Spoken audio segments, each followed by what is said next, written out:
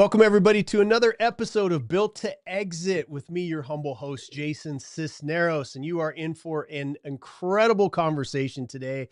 You're going to learn a lot. We're going to focus in around home services businesses today. But I want to introduce you right off the bat to a very, very good friend of mine. We were just talking pre-show about how long we've known each other. And I'm not sure either one of us wants to admit it, but it's probably been a couple decades at this point. Right. But so welcome to the show, Jarod Adreon, my good friend. Happy to have you. As I was saying earlier, I wanted this episode to be really helpful to people in the home services area. And when I started thinking about who's the best that I know in this space, your name was the only one that came to mind. So welcome to the show. Why don't you introduce yourself and give everybody a little of your background? Okay. I thought you were going to say I was number 8 on the list, and I well, I would not say that in public, brother. Come on. Yeah, I mean, it's later. It's another conversation. I've been kind of I've had a fun life. So I started out, I grew up in sales. My father was a salesman. I remember him screaming at us about something and then getting on the phone and changing a personality completely. So it was really wild to watch, but I really enjoyed watching him get excited about selling something. And I literally, it's a wild roller coaster. I also saw him being really poor in management of his business and doing a very, doing kind of a balancing act in being home a lot and then managing his business and not, being up till 3 o'clock in the morning working and then not managing his life that well. So it was very difficult to watch. But it was also, he got so excited when a deal was around the corner, when he could see it happening. So I don't know, I got addicted to it too. I when I was younger, I started, working in restaurants and talking to people a lot. I got his same personality where I just really enjoyed people. And I really do. I enjoy talking to people, and I think I enjoy talking, which is the problem. I've never known that about you, bro. I've never known that about you. I don't. It's but we have bets sometimes. When Joe or I are on the phone with you, we have bets sometimes. We're like, all right, we'll drink when he stops talking, right? You'll be sober. We don't drink much. We don't drink much. It'll be a little tiny bit.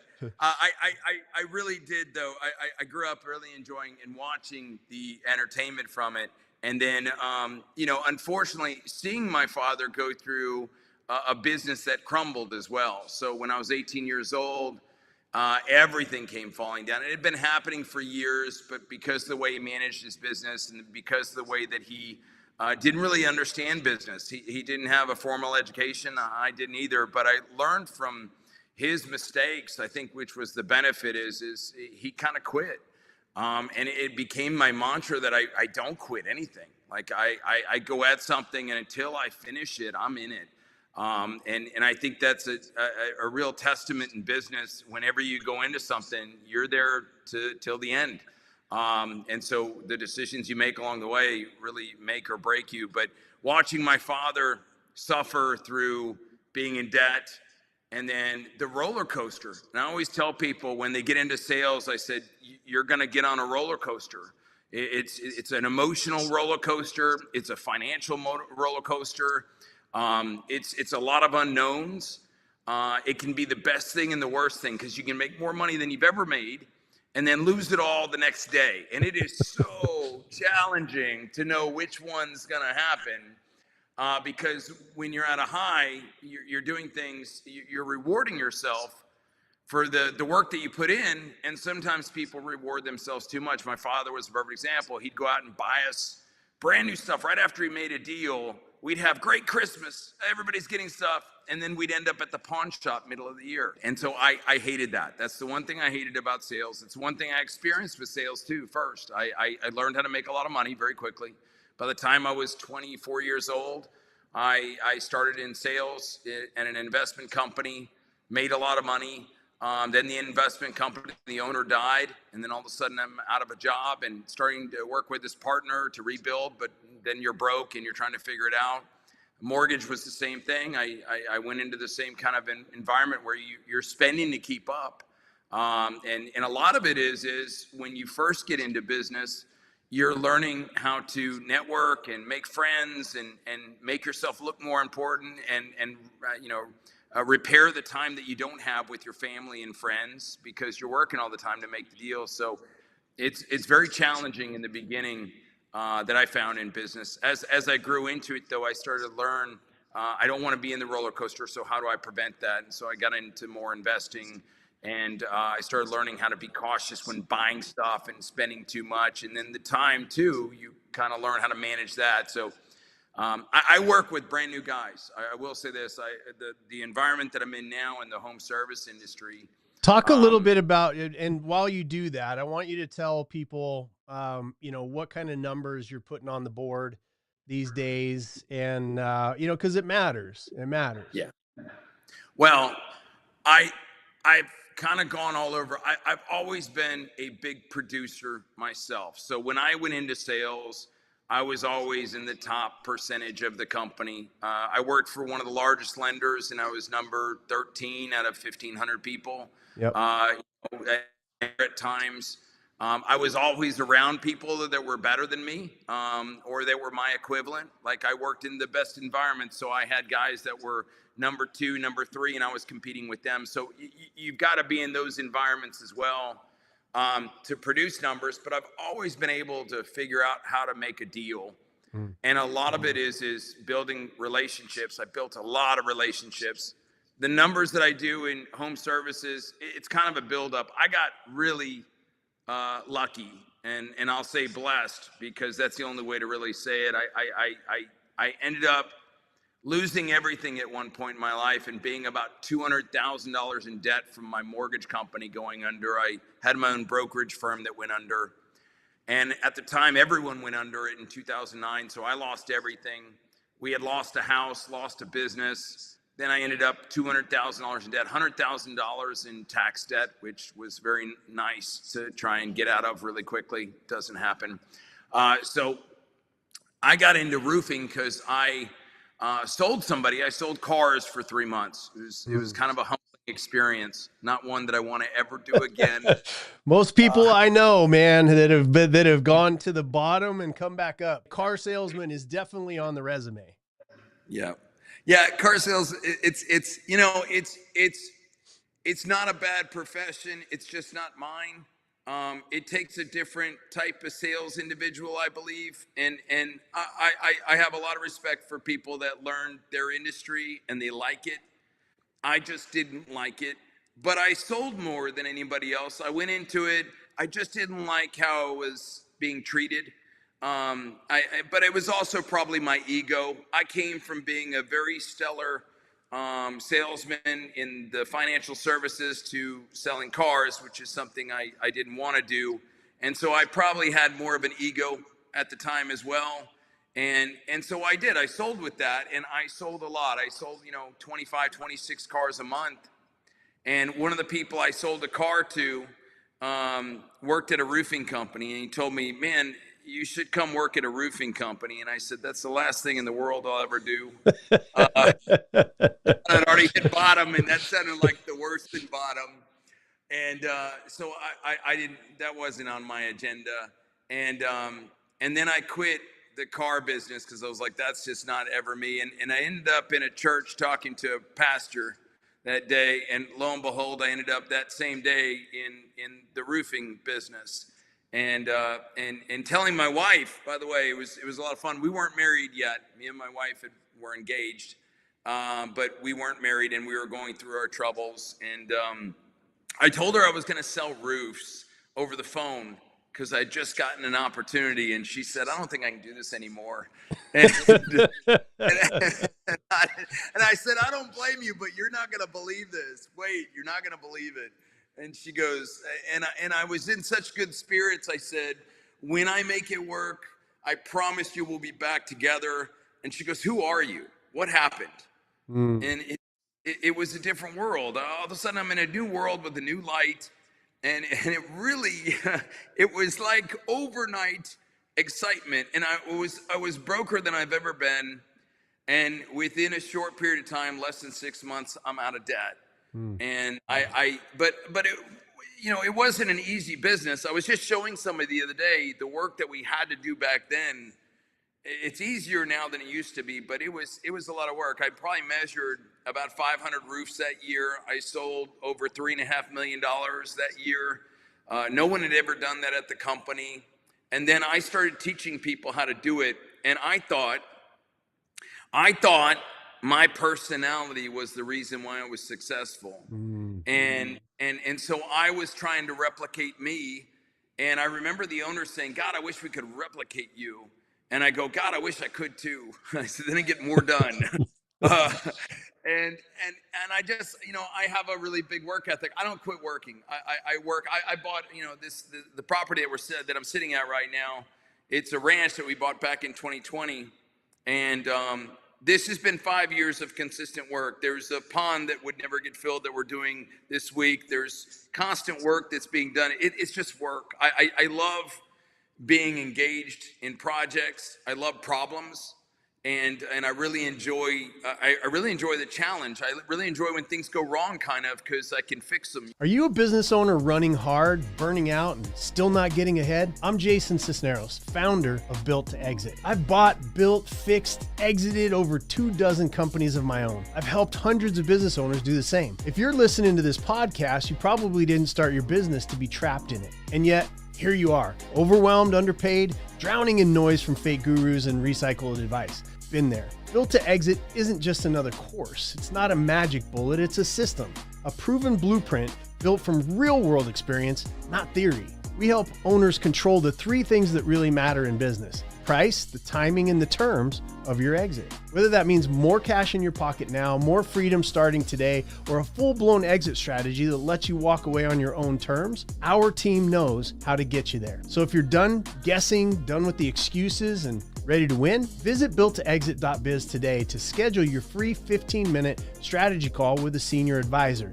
We'll show you exactly where the leaks are in your business and how to fix them, because everybody exits. How you exit is the only thing that really matters. Builttoexit.biz. We play to win. Do you? So based on what you just said, let's talk a little bit about, when you talk about systemization, because I remember you and I got together. We met in the Tony Robbins world, was where we first became friends and came across each other. And then you had reached out. You had another business opportunity that you brought, the team, my team in, me and Joe, and we were working on that while you were simultaneously doing the roofing, and we started talking about the systemization, right? We started talking about that methodology, and I know you were doing well in roofing at the time, and we were thinking about this other project. Well, that other project got put aside, and you went and implemented everything that we had come up with for that business over into your roofing business. Talk a little bit about how that systemization, what you were doing, and then what that took you to because of learning that sort of built to exit strategy. So realistically, when I met you again, I met you at Tony, and then we met at another conference that you were at. Oh, that's right, out in California. Yeah. We met at that conference again, because you had been with Tony, I had done a year with Tony because I had just lost a lot of money in another business venture, and so that was a lot of fun. And when I met you, and again, these hurdles are a lot of fun, but I met you. I had just done. I started out rebuilding some problems that this company had. I left this company. Started another company, made a lot of money, and then I had a business partner embezzle a lot of money from me, and so I was back to starting over again. And I did it coming back to this company that I'm actually currently with right now. They had some issues. We had to rebuild their name, and in the process, I started building out branches. And my first branch we did $6 million the first year. The second year we did right around $11 million. I was on my third year when we spoke, and I had done, well, no, fourth year. I had done $15 million the third year. And then we had a child, which that happened. And so I had an excuse to do poorly the next year, right? You know, you have a kid and everything changes. But I did $15 million that year. And I was stressed because I realized I could use the excuse, I just had a kid, or I could find out what I did wrong because it shouldn't have gone backwards. So that year we did 15 million. So anyways, when I met you, when actually we spoke, I was having a difficult year because we did $15 million twice. And I was worried about my longevity if I can't keep sustaining growth. And so you and I talked, and I had already spent a year with Tony, and you know, I'd used all the stuff that I learned in Tony Robbins, and it was all helping me build, and it was great, and building my teams, and I had gotten my team so far, and then we just kind of settled at the same number, and it bothered me. And so when we spoke, we were speaking about some other opportunity that I was looking into working, and I said, you know, I could use your help, because we sat down and we're talking after a conference, and I said I could use your help with understanding what I'm doing wrong. And so you and your team came in for about 3 days, and we started working on some fundamentals that I had an idea of, but I didn't understand how to really how to implement some of it. So it was really great, because the next year we did 18 and a half. The next year after that we did 21 and a half. Then we did 33. We got up to 52. And then we went to 55. So I think what you said made a lot of sense to me, and it worked. I like it. 15 million to 55 million. But here's the thing. But here's what I want to point out about you that's important. The systemization and the sequencing that we worked on, you were already doing well. And you had, there's a big word here, and I know it doesn't come across because you're so gregarious sometimes, but it's humility. Like, you asked for help. And that's a big indicator for people in their success, is to say, hey, I don't know everything. I want to take it to the next level. And I think a lot of people in roofing and, you know, home services, it's not as rewarded when we ask for help. Right. And so that was one of the big things that I admired about you back then, and still to this day, is not just that you're humble, but you're hungry still to learn, that you're not ever really at the top of your game. You're always looking for that next level. So I wanted to acknowledge you on that, because you can learn all the stuff in the world, not implement it, and it's not going to help a darn thing. So I appreciate that. In fact, I also appreciate, you know, the advice that you gave and the time that you spent with me to kind of figure out, first of all, what I knew. You know, instead of just going, hey, I got a solution for you, use this. It was a very thorough several days of really digging through the details that we did, and how I hired and how I planned. It was a lot of details in pulling out the information on how I currently was working, instead of just telling me to change. And so what I really, and I'm very thorough with my people the same way. I want to know, first of all, the details before I tell you what are we doing differently. And here's the thing. When I came back, I had just a few set things that were certainty. In my, you know, I had certainty in if I do this, I don't have an answer as to what it's going to return me yet, but I know I got to do this. I know I got to do this. I know I got to do this. One was the day that I took off to spend the 3 or 4 days that we spent together. My office person that I had running my office said, "Oh, I'm taking a vacation since you're going to be gone." And I go, wait, you can't leave. And she goes, "No, you're taking off. I'm taking off too." And that's who I had running my office. My production and all that was based on her making decisions about my business. And that was the first thing. I was freaking out the first day, going, what am I going to do? No one's in my office running the show. I got to tell everybody I don't have. And it was all, you know, I looked into, we talked about spiral dynamics. and talked about the culture, my hiring culture for my people that I work. In fact, my assistant right now, you had an assistant back then, and you were like, I've known her for 7 years. In fact, I knew her 4 years before I had her work for me. And I was like, how'd you do that? And then, funny thing is, my assistant, who I'd missed flying in from PA today, she left me to move to PA because her husband got a job there, and I wouldn't let her leave. And I said, you're my person. You're not leaving. She was hired right after that girl quit. That person quit.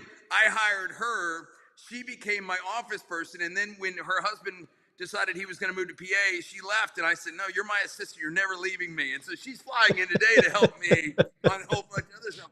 But the dynamic, though, the spiral, what was really cool is you said, you've got to find this type of personality trait. And that wasn't my normal, because I'm a talker. I like people I can get along with. And I thought that was important. This person that I have is ex-military. She didn't talk almost at all in the interview. In fact, she was so boring. I was like, you're perfect. I said, you're perfect because I can't talk to you. It's perfect.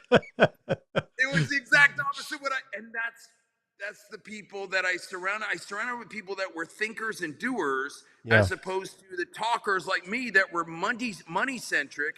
She was more, let me get the job done. I've got a mission. You put me on mission, I'll do it. And I'll find the mission and we'll go on it. Right. But I'll be the one that sells it. My office people, though, were selling me on more money, on how much more I was going to work for them at the end of the day, and I care about people. Right. So when you care about people, you take care of them. And sometimes you've got the wrong people because the way that they need to be taken care of is not what the business is giving them. And so it's wild.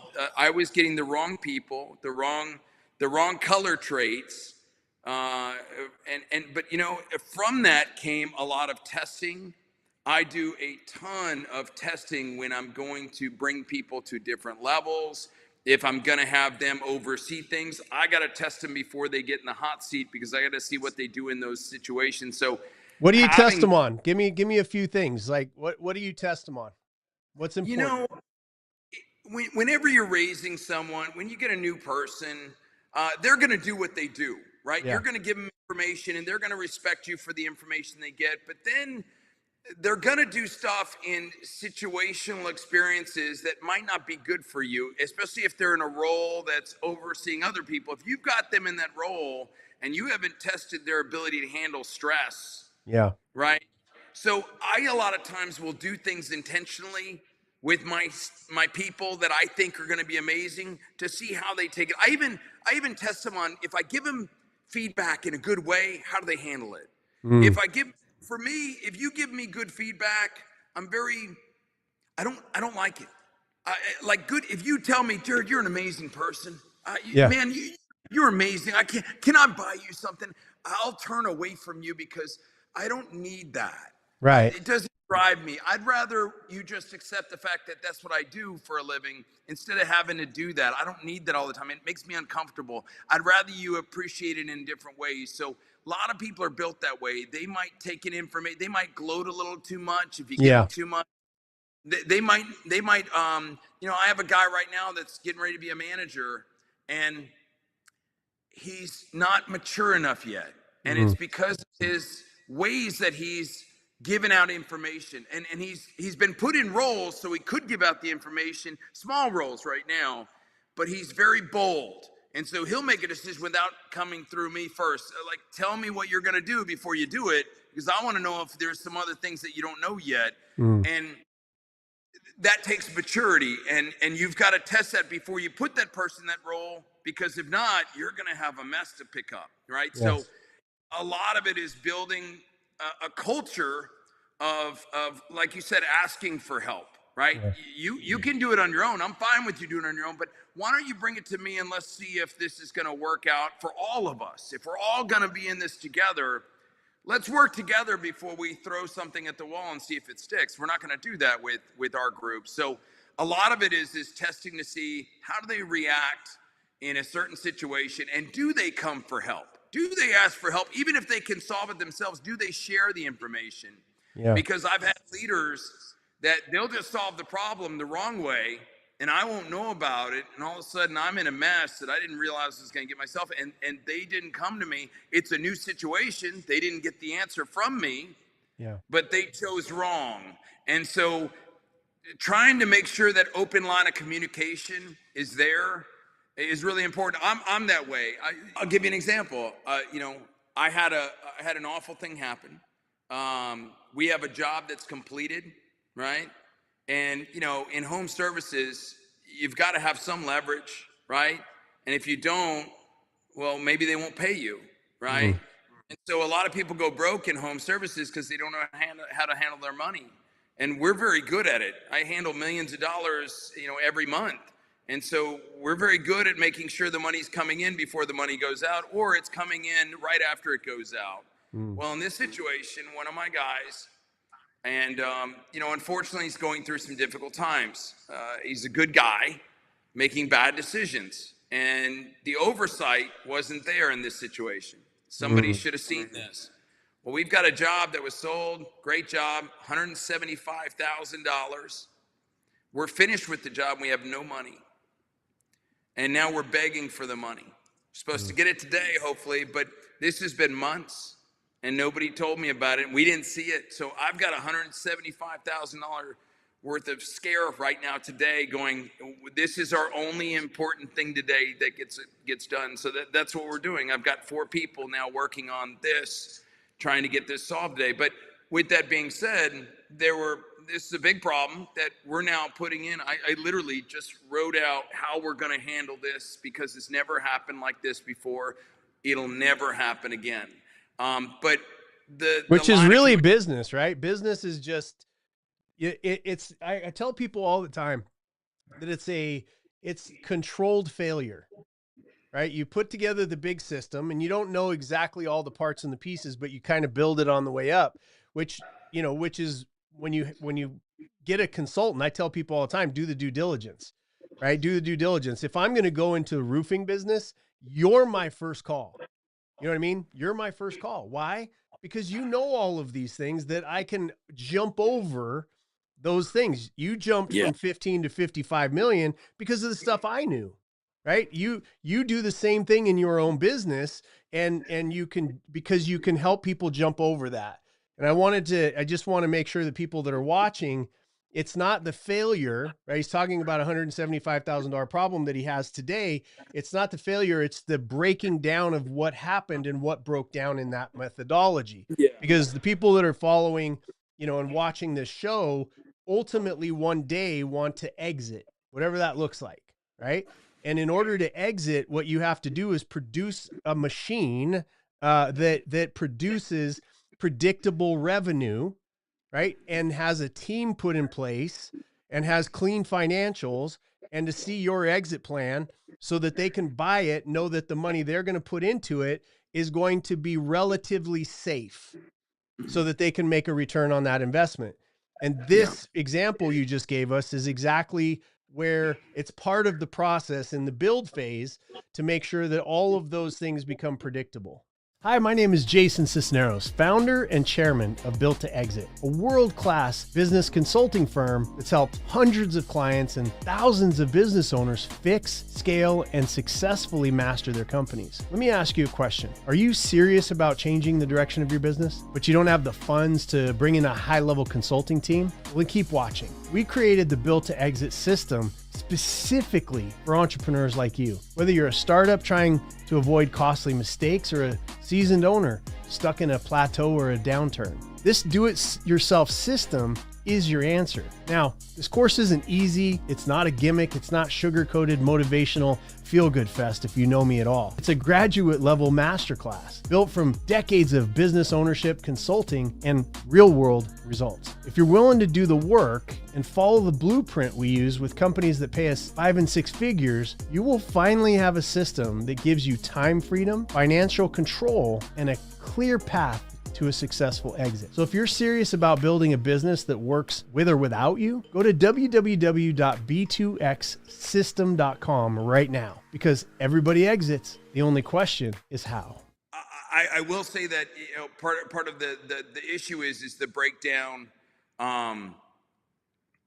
with your team in realizing what's important. It's important to produce, you know, revenue. That's important, right? Production's so important. And we push so hard for production. I've always pushed so hard. But if you're not looking over your money coming in, you'll be out of business, right? So production's really important, and getting that motion for production. And there's so much that goes into production, but on the back end, if you don't see the money going in and out, and you don't see how it comes in, or what stops it from not coming in, or what stops, if you don't see the problems that can cause that money to stop, you're going to be in a, so it's a lot of things. And, you know, I think the big thing is once you have a problem, addressing it, accepting it. It's not something that's an anomaly. It happened. And a lot of people say, oh, well, that'll never happen again. Well, it will if you don't put a process in place. And I don't like a lot of, you know, little intricate process. It's like, okay, this happened. How do we not have it happen again? And how do we not change our culture? How do we not change the fundamentals of how we're doing things? How do we not add more work to our system? How do we just make it flow and this won't get missed? And so today, I just spent a good hour picking out the details that are missing, and then having conversations with people and telling them, this is what we're getting ready to do. What's your feedback? And then getting information from them about what they think about what just happened, so I can implement a better system. So it's not avoiding it like it's a problem that'll never happen again. It's going to happen again and again and again until you fix it. But the reality is for me, I enjoy the problems. I do. I don't like problems like this where, you know, 175,000 isn't in our hands right now, and it's been missing for months, and someone just realized it. Those are all big problems because we're dealing with millions of dollars. You can't miss $175,000. No, that's a big chunk. So I will say this though too. Go ahead. One of the big things is not being stressed about the problem, and not being stressed about money, and not being stressed about, look, you're going to have your roller coaster. And what I learned about my father is you get so focused on the negative, and the negative comes and it takes everything away. So I've had to learn over time. I've had some very difficult times where I've lost big time as well. And the stress ate me alive. I would focus only on the problem and about how I was going to solve that problem and nothing else. And I think that's part of it too, in the maturity that you run into with business. You're going to have multiple problems happen all the time. If you have good systems in place, you fix those problems, and then new ones come because you're growing. We're scaling. I keep scaling, and the bigger I get, the harder it is to see everything. And so having these big problems like this, I mean, it would have been one thing to have a $25,000 problem 10 years ago. Now having 170, that's a good thing to have those. They're bigger problems. Yeah, we call them higher quality problems. Yeah. Let me ask you a question about the industry. Okay. We've got a lot of people that own roofing companies that, you know, I go and speak to or watching the show. What do you see coming in the future? And what can they do to best position their company to succeed in the coming years? Well, I think that, look, I don't think anything's changing. And I mean, that might sound stupid and crazy because the world is changing so aggressively, but I don't think it's changing in the way that everybody thinks it is. I think it's going to get easier, as it always has. I mean, when I started in this business, it was really hard. And I was making numbers that no one had ever seen before. Now we're doing extremely well, and it's gotten super easy, but it's still hard. It's a really hard business. You're selling every day. So if you don't like sales, it's a hard business.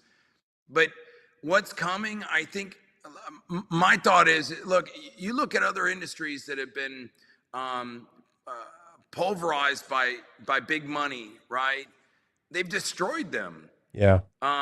You know, when I deal with homeowners and when I deal with commercial properties and owners of they're people, and they're good people, and that's their investment, and I gotta care about the outcome that I give them.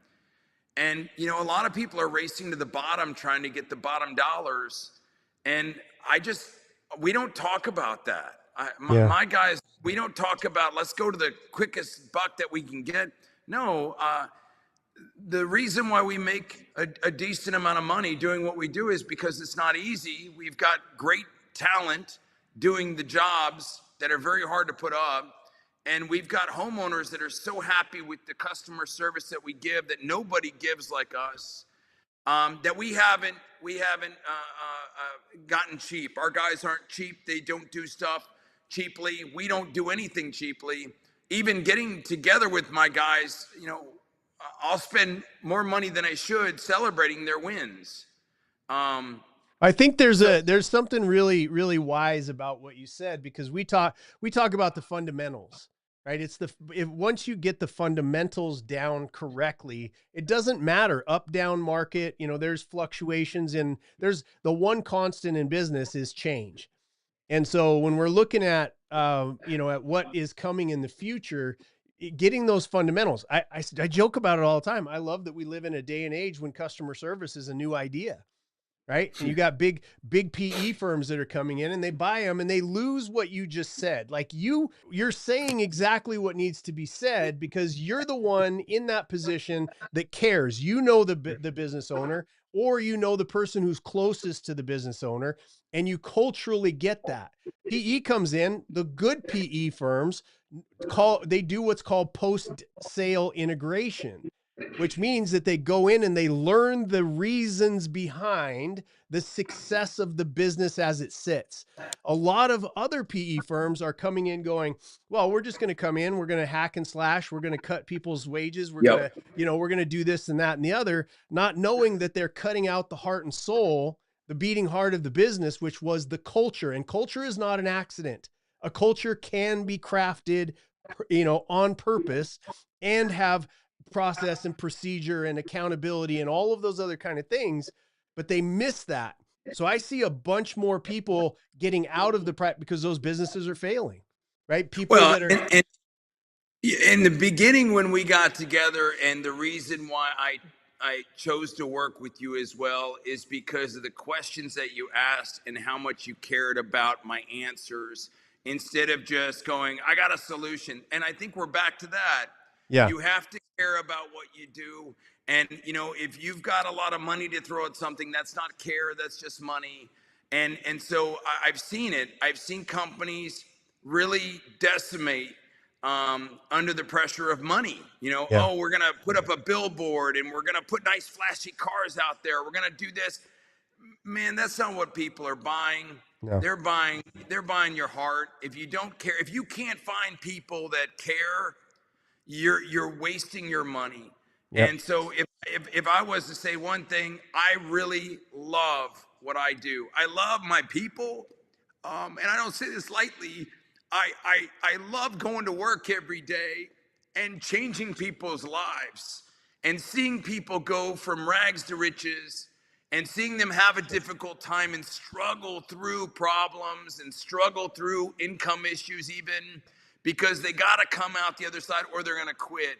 And I'm telling you, my father, when he quit, I saw a really great salesman who wasn't a good business owner, and everything fell apart right in the middle. His success was on the other side of the failure. And he quit, and I saw that, and I was like, man, why aren't you going back at it? And he's like, I'm done. And it hits you. You go, wait a second. It's not about making money. It's about finishing what you started and going at it with your heart and caring about what you do. And if I don't care anymore, I'll quit. I don't do things because I don't believe in them. I love the business that I'm in because I get to touch so many people in so many different ways, in business and in personal. I've had people, we've sat down, I'll say this, I got back from a Tony Robbins event years ago, and I was sitting with this woman. I was going to sign a $60,000 contract. She had actually been referred by a friend of hers. I loved this person, was great. She was awesome. Her husband is like this genius doctor guy. And we hadn't met. I met the wife, and she had 3 other people look at her property, and her friend told her to call me.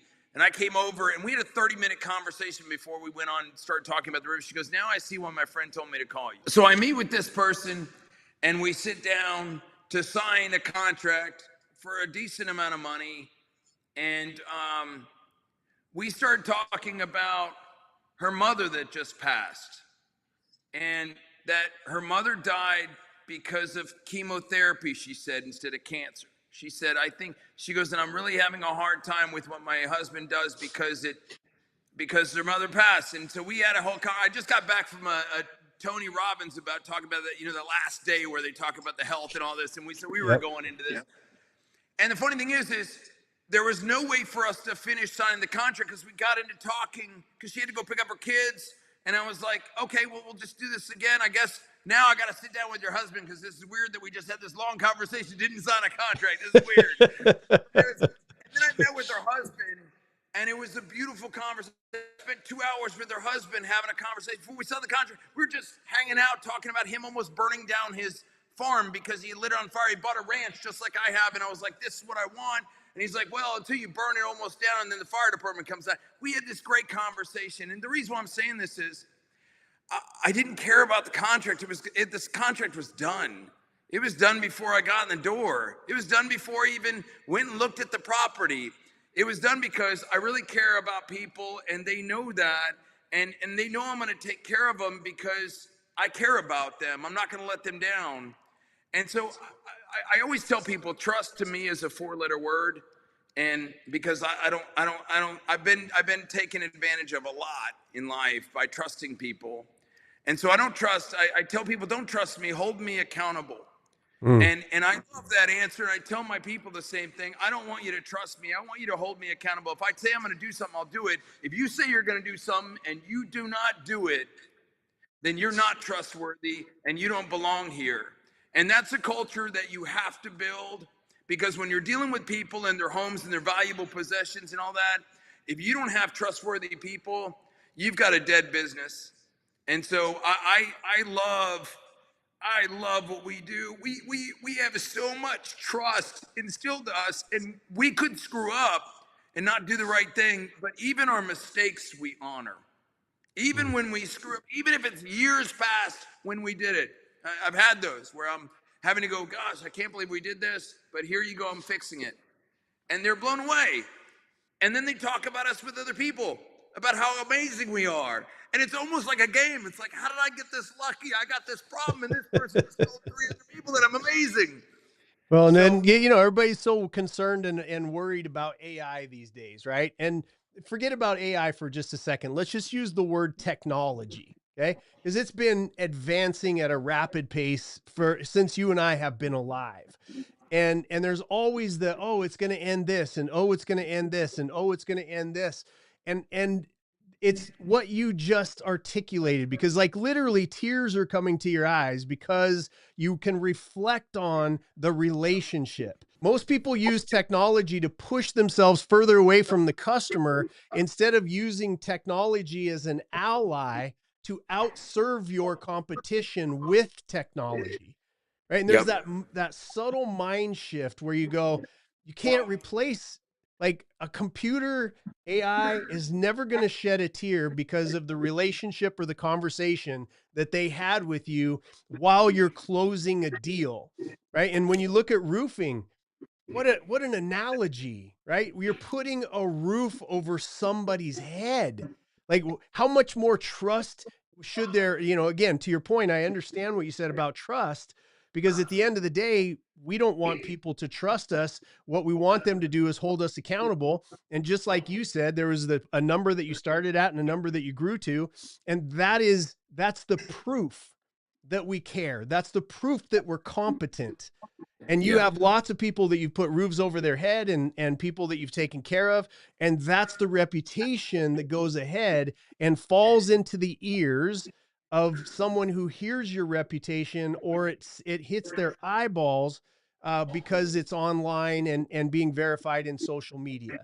Right. So I would say technology should draw you closer to your customer, not push you further away. I think it's important. I mean, look, it's are there advancements? Of course. I mean, do you have to get them? Of course. You have to get on board technology advancements. You got to look at it. But someone showed me the bell curve a while ago, and I thought it was so important that a really important person. He sold this company for like $1 billion. I sat down with him. We were talking about some ideas and things, and I was coming up with a new process and something I really got excited about. And he said, Jarod, let me show you this. And he showed me the bell curve and how long it would take to get to inception. And he said, by then, it's changed tenfold over and over. And he sold this company for $1 billion. So here's the guy who said, everybody thinks it happens overnight. And he goes, my company took me 18 years to get there. And he goes, I should have died several times. He goes, but I just love my company. And so I'm saying this again because I think it's important. If you love what you do, the technology is going to come to you to advance your purpose in this world.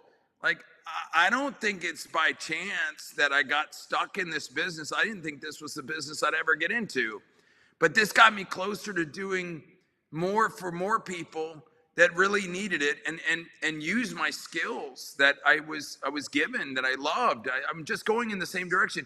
If you don't love people, this is a really bad business for you to be in. You're going to take advantage of people in the wrong way. You're not going to serve them the way that they need to be served.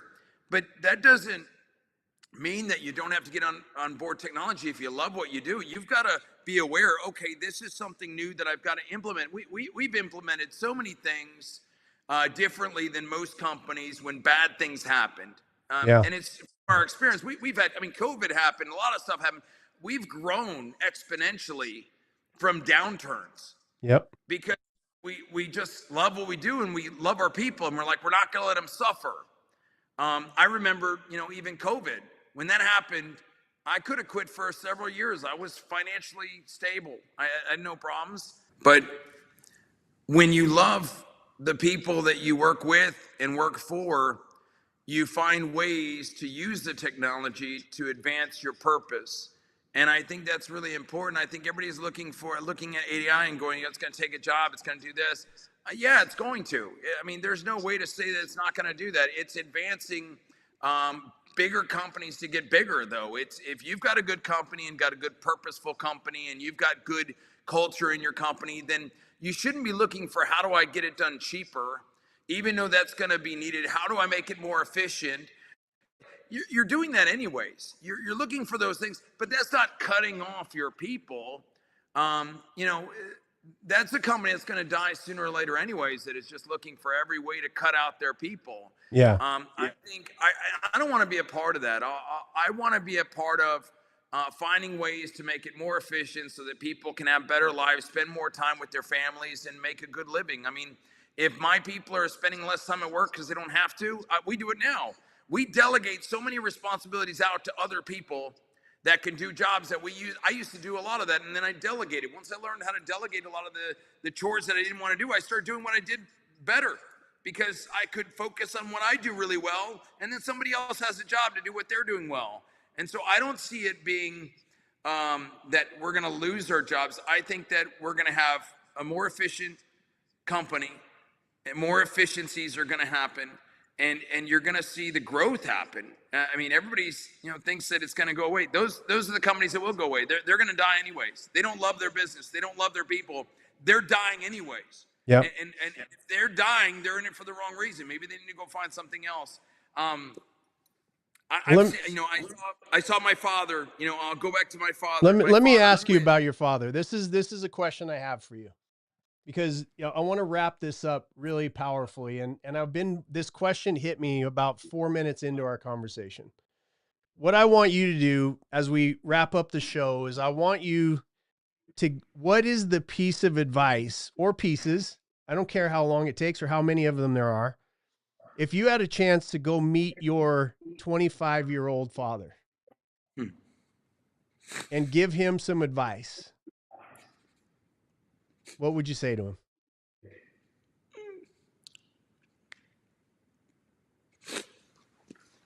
Man, that's a good one, huh? Never thought of that. I'll see this, that at 25, uh, I didn't know what I was doing. I was learning. I learned, looked for people to mentor me. I would say my father gave me a gift showing me not to quit. So I would say that my father showed me what it looks like when you quit. And so I think that if I got so blessed to have that, I'm grateful. I'm not upset over the fact that it went the way it went, because I got the benefits of seeing what it looks like when you quit. I think that's with everything. I think that's with relationships. I think that's with business. I think it's with friendships. I think it's with everything. If you quit on somebody or something or some business, it falls apart. And so I think, one of the things I really believe is that in the middle, everything looks like failure, right? So in the middle, it looks like you're a mess. And it's going to look like that because you've got to grow. And so my father, what I learned from him is he was needing to grow so long, and he avoided it so hard. He pushed back so hard from growth and so hard from change and so hard from what we have now, AI and stuff like that. I'm going to push against it. It's not real. No, it's real. You need to grow. You need to change. You need to become somebody more and better. And if you don't, you will be dead on the road. And we went homeless. I was homeless with my family for a short period of time. And I can say that if he had just kept going, it probably wouldn't have ended up. It probably would have gotten harder. And I've seen that in business. It gets harder. It doesn't get easier right away. Just because you don't quit doesn't mean it's going to go away. Yeah. It's going to be there, and you got to face it, and you got to be honest with it. You have to go, hey, this is real. It's not fake. But, quitting is a bad idea.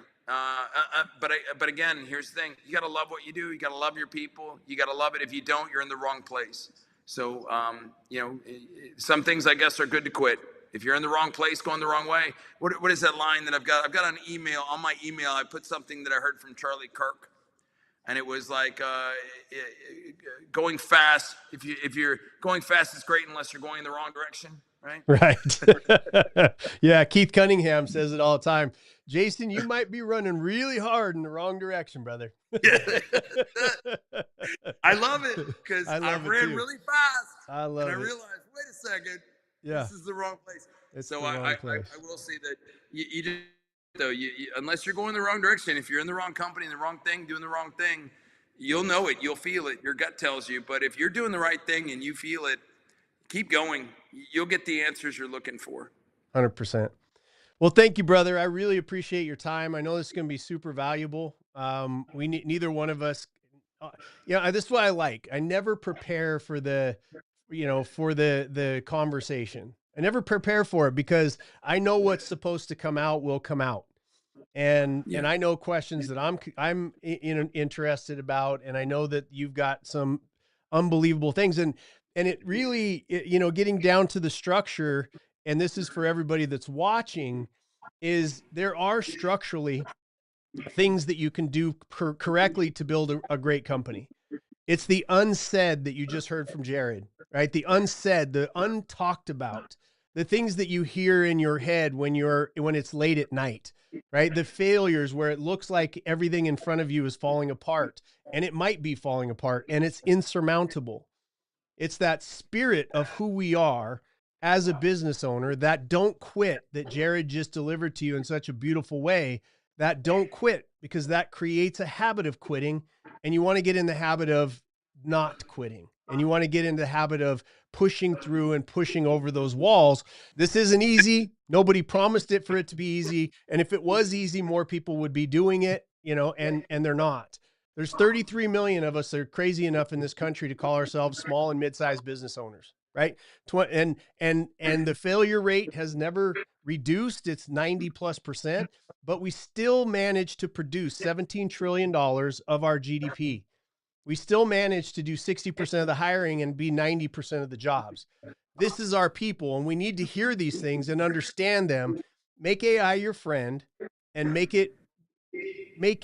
you stronger at delivering on the promise of your product and or service, and you're never going to have anything to worry about. There's going to be ups and downs. There's structure, there's conversations, there's sequencing, there's how you use your finances. A lot of great advice out there for you to be successful, but don't quit, and make sure you're constantly getting better at what you do. Jarod, you got any parting shots for us? Because I really appreciate you being here today, buddy. Yeah, I'll just say I really greatly appreciate. It's funny how people get placed in your life at times that you need them, and so if you're looking, you're always fine. When I met you, I greatly appreciate the conversation we had. It wasn't expected that we were going to work together, but then working with you, I knew it was right. It didn't take me long to make a decision to work with you because of the fact that you were so interested in knowing more about me and my problems than just giving me a solution. I know I've said this a couple times, but your team did the same thing. You came in and I could tell you cared about the outcome, even though I was pushing back and wanting to go a different direction. You heard that I really did love what I did, what I was doing, and I was looking at something else, and I was getting myself confused as to which direction I want to go. And then we focused on what would make me become more successful, and it really worked. But it was all the questions that you asked and the delivery in which your people gave me that really gave me the right way of going. I came away from that, and it was like a tidal wave of information, but it took a year to implement. Yeah. All the little things that we put in place, it wasn't overnight success. We had already had a great year. The next year we had, by the way, we did 18.5 million, 15, 18.5 million, and not to keep going, but the next year we did 20, 22, and it was funny, at the end of the year that we did 18.5 million, you'd think I would be jumping up and down.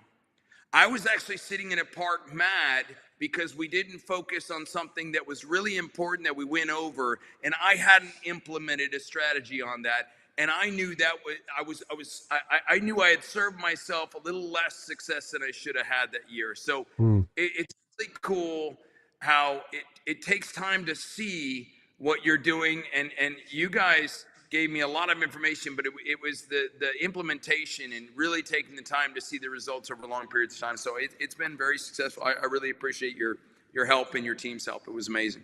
That's awesome. All right, brother. Well, thank you so much again for being here, spending time with me. I can't wait to come out and spend time with you at the ranch and, grab us a tequila or something. We'll be breaking bread together again soon. God bless you, your family. Thanks for being my friend. Thank you for how you show up in the world and continue to change people's lives, buddy. Yeah. Thank you too. See you, Jason. Brother. Bye.